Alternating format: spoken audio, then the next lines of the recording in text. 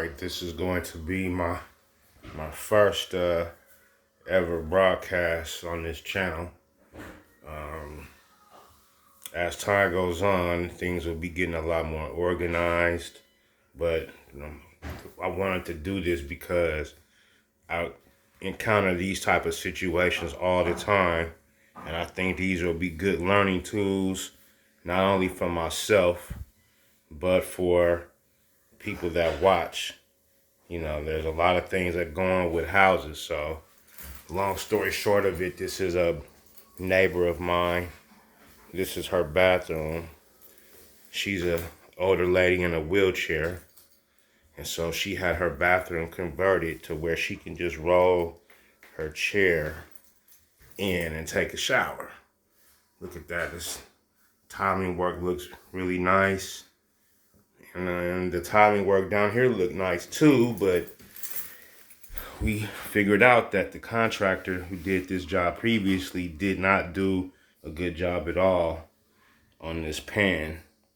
The tiling is gone. I ripped up all the tile off the shower pan, but that's all there was. It was just tiling and thin set. The thin set is gone too. You can just see just some dust. And this white area here is where it was a repair attempt. The repair was the issue was the tiling, of course, was coming up. Every time she rolled her wheelchair in here, it would kick up some of the tile. When you dug underneath the tile, the thin set underneath had begun to crack under the weight of the wheelchair.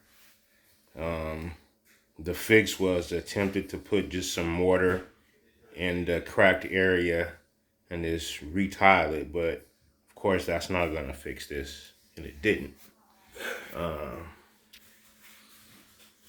You see those seams along there? Right here is the shower pan. That was the tape along, where they taped along the seam where the shower pan met the subfloor. There's the drain, of course, a linear drain.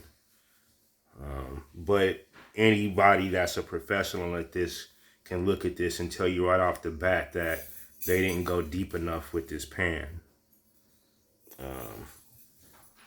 It goes right up to the floor. If you can really see the depth of it, there is no depth.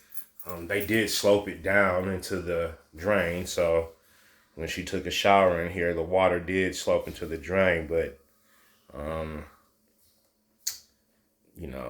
that doesn't stop the water from getting underneath the tile and the grout in the thin set, and it started to compromise the thin set where the thin set met the pan. There's just so much wrong with this. So, over the course of the next, couple of days, I'll be doing videos about how I'm gonna rectify this. Mulling over it and kind of just looking at how deep it is on the floor, and I'll be crawling underneath the house to get the other side of this.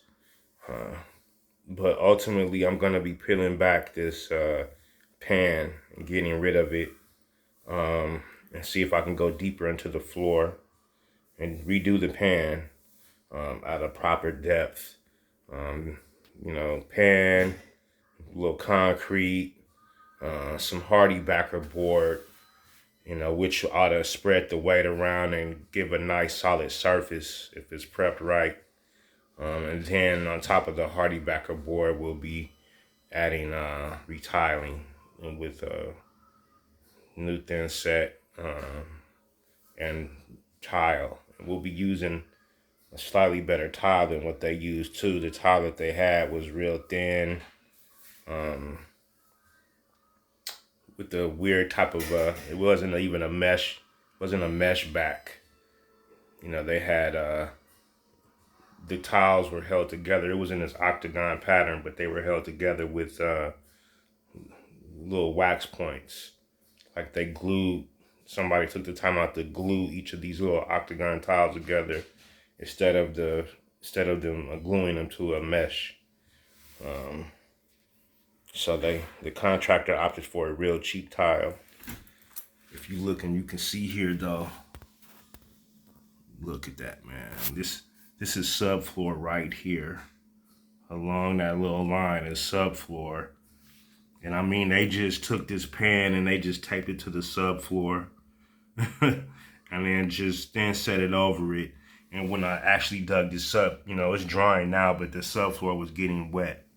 So this was just a bad tiling job altogether. I wish I could redo the whole floor, but I'm gonna do this without redoing her floor.